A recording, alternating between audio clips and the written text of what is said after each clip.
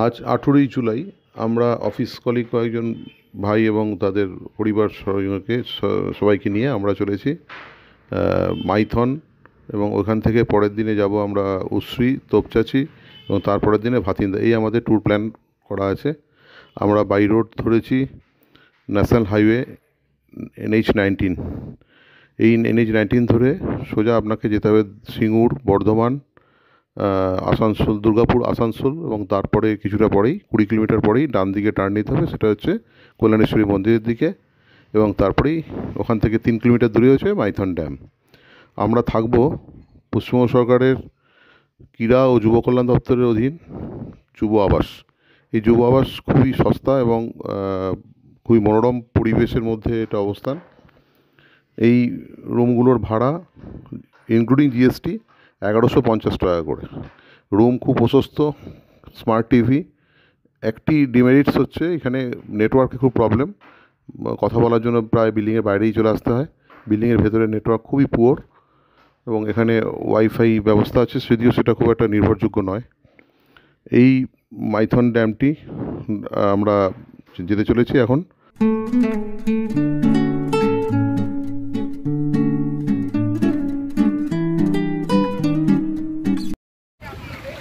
আমাদের মাইথন, উশ্রী, তোপচাচি এবং ভাতিন্দা এই ট্যুরের আমরা প্রথম দিন কলকাতা থেকে বাই কার আমরা মাইথনে এসে পৌঁছেছি।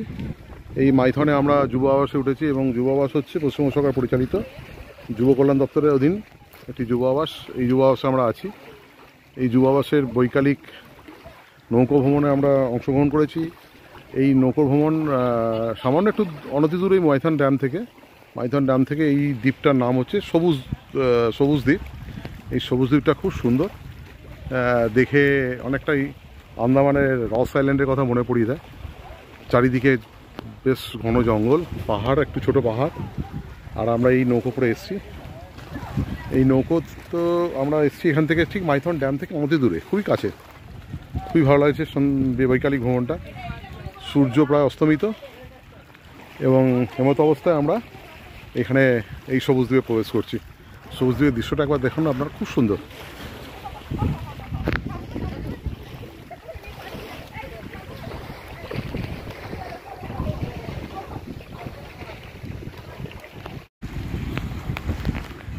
মাইথন ড্যাম থেকে বৈকালিক নৌকো ভ্রমণের মাধ্যমে আমরা এই নৌকোটি করে এসেছি। এই নৌকোটি পেট্রোল চালিত 4 সিলিন্ডার একটা নৌকো, খুব নয়েস একদমই নেই, খুব ভালো নৌকো, খুব ভালো বোট। এই বোটটাতে করে আমরা এই সবুজ দ্বীপে এসেছি।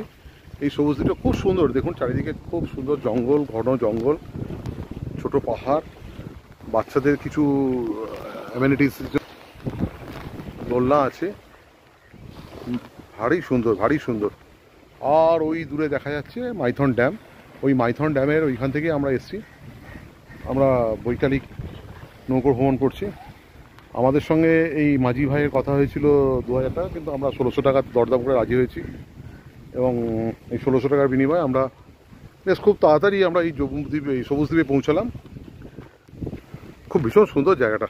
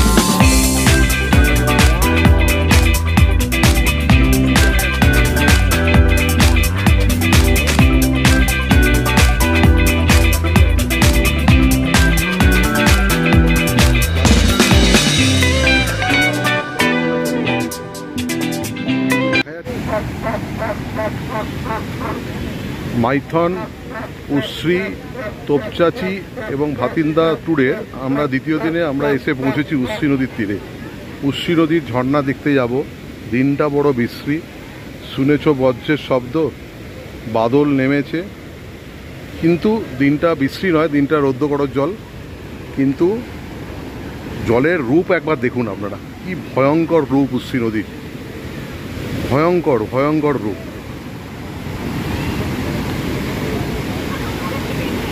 বজ্রের শব্দ,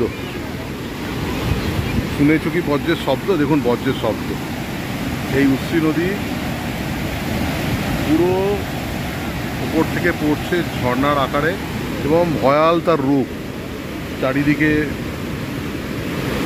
ধোঁয়ায় ধোঁয়া, আমরা প্রায় চান করে যাওয়ার মতো অবস্থা। এত সুন্দর ঝর্ণার রূপ প্রকৃতি, এটা বর্ষাকাল ছাড়া আপনারা কেউ উপভোগ করতে পারবেন না, এত সুন্দর রূপ, অপূর্ব।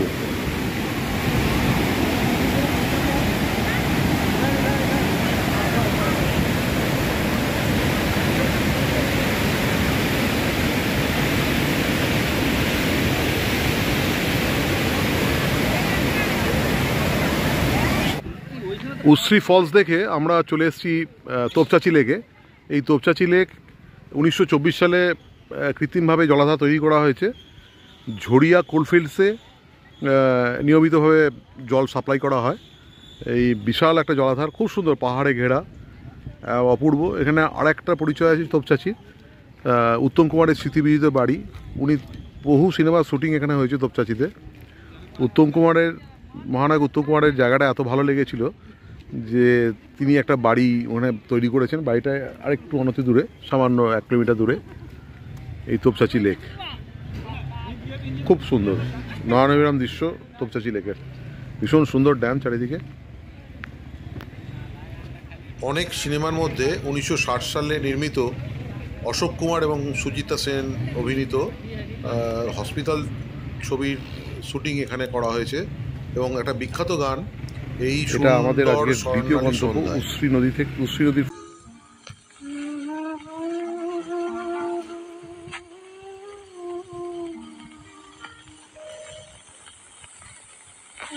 সুন্দর স্বর্ণালী সন্ধ্যায় দেখি বন্ধনে জড়ালে গো বন্ধু, এই সুন্দর স্বর্ণালী সন্ধ্যায় দেখি বন্ধনে জড়ালে গো বন্ধু, কোন রক্তিম পলাশের। তোপচাচি লেকের অনতি দূরেই এই বাড়িটি আমরা দেখতে পাচ্ছেন, সেটা হচ্ছে উত্তম কুমারের বাড়ি। এই উত্তম কুমারের বাড়ি মানে উত্তম কুমার, তার 2 সতীর্থ, একজন হচ্ছে নেকে ঘোষ, তিনি একজন কলিয়ারি মালিক ছিলেন, এবং একজন বদ্রীনাথ রায়। এই যৌথ মালিকানায় তিনি এই বাড়িটি কিনেছিলেন। প্রায় 15 একর জমির ওপরে এই বাড়িটি নির্মিত, এবং তিনি এতটাই ইমপ্রেসড হয়েছিলেন এই তোপচাচি লেকের দৃশ্য দেখে, নয়নাভিরাম দৃশ্য দেখে, যে এই বাড়িটি উনি তৈরি করেন। এবং এই বাড়িটি প্রায় 15 একর জমির ওপরে বাগান বাড়ি নিয়ে এটা গঠিত। তোপচাচি লেক থেকে 500 মিটারের মধ্যে এই বাড়িতে, এই তার গেট।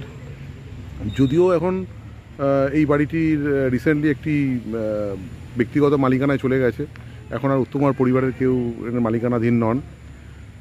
এই বাড়িটির একটি স্মৃতি হচ্ছে, উত্তম কুমার যখন টানা বহু সিনেমাতে ফেলিওর হয়েছেন, তখন অগ্নি পরীক্ষা এই শ্যুটিং ওনাকে একটা খুব সাকসেস দেয়, যার জন্য উনি এই তোপচাচি লেকের সংলগ্ন এলাকায় এই বাড়িটি নির্মাণ করেন। এবং এখানে উনি এত ভালোবাসতেন বাড়িটাতে, বিভিন্ন সময় বিভিন্নভাবে উনি এখানে তার অবকাশ যাপন করতেন। এখন এই আফসোস হচ্ছে আমাদের যে যদি এটা মিউজিয়াম করে সংরক্ষণ করা যেত, তাহলে হয়তো উত্তম কুমারের সম্বন্ধে আরও অনেক কিছু আমরা আমাদের পরবর্তী প্রজন্ম জানতে পারত।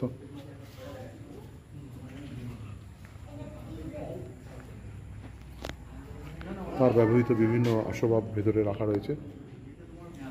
অনেক বড় বড় ঘর বানিয়েছিলেন উনি।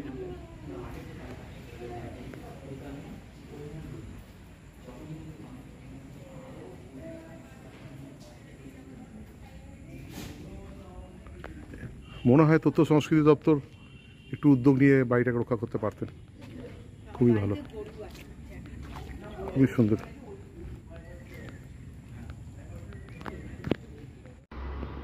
আমরা আমরা উশ্রী এবং তারপরে তোপচাঁচি লেক দর্শন করে আমরা চলেছি ধানবাদ শহরের দিকে। ধানবাদ শহরে আমরা একটি হোটেল বুক করা আছে আমার, হোটেল প্যারাডাইস ইন।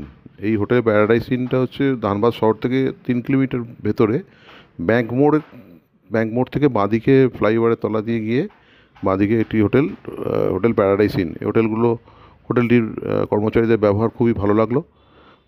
আমার রুম রেন্ট পড়েছিল 1550 টাকা ইনক্লুডিং জিএসটি। এবং আমরা যেহেতু বিকেলবেলা 5টার সময় হোটেলে চেক ইন করেছি, হোটেলের কর্তৃপক্ষ আমাদেরকে 20% ডিসকাউন্ট দিয়েছেন, এবং যেটা আমাদের পক্ষে খুবই হেল্পফুল হয়েছে। এবং এই হোটেলটি ঘরগুলো মোটামুটি মাঝারি গোছের, কিন্তু খুবই ভালো। এসি ঠিকঠাক কাজ করেছে, স্মার্ট টিভি ছিল। এই রুমটা আমরা এক রাত্রির জন্য ভাড়া করেছি, এবং এদের ইনহাউস রেস্টুরেন্টও খুব একটা খারাপ কোয়ালিটি খাবার নয়। আমরা রাত্রে সবাই মিলে যা খাবার খেয়েছি এবং ভালোই, আমার রিভিউ খুবই ভালো। মাইথন, উশ্রী, তারপরে তোপচাঁচি এবং শেষে আমরা ভাতিন্দা চলে এসেছি। তৃতীয় দিনে আমরা এই ট্যুরটার তৃতীয় দিনে আমরা প্রথমেই ভাতিন্দা ফলসে চলে এসেছি।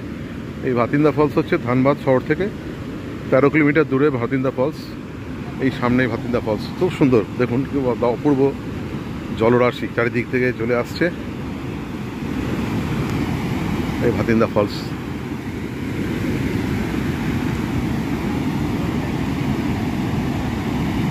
বর্ষাকালে এই সমস্ত ছোট ছোট ঝর্ণাগুলোর রূপ একটু অন্যরকম, এই জন্য এইসব জায়গাতে বর্ষাকালেই আসা উচিত। স্পেশালি রেকমেন্ড করবো জুলাই আগস্টে অবশ্যই যেন এগুলো ভিজিট করেন।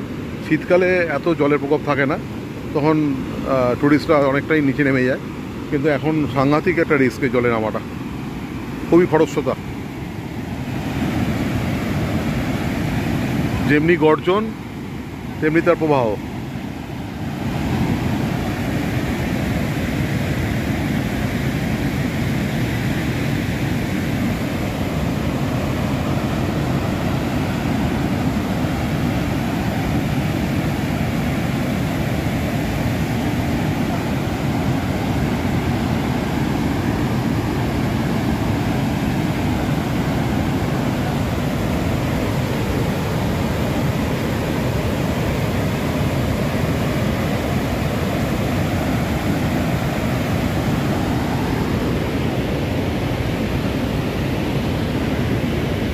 চারিদিকের পরিবেশটা খুব মনোরম।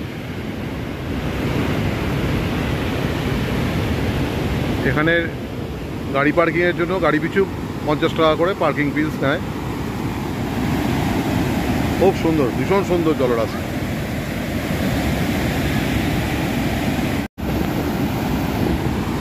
পরশনাথ পাহাড় থেকে নির্গত কাটরি নদী মুন্ডিরির কাছে দামোদরের সঙ্গে মিশে এই ভাটিন্ডার কাছে এসে এই জলপ্রপাত সৃষ্টি করেছে।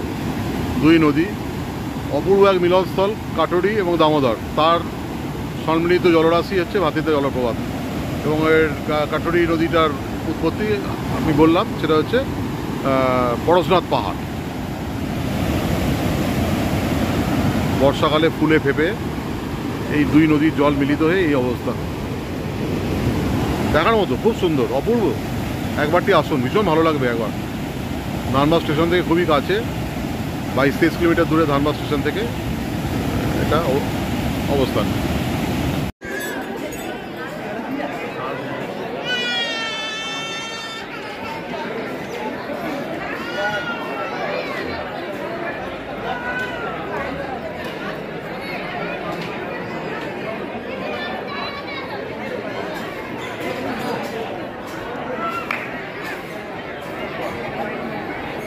এটা ধানবাদ শহরে অনেক দূরে রামরাজ টেম্পল, খুব সুন্দর স্থাপত্য শৈলী, ভীষণ সুন্দর, কারুকার্যগুলো খুবই ভালো, খুবই নতুন গড়ে ওঠা এক মন্দির, নাম রামরাজ টেম্পল।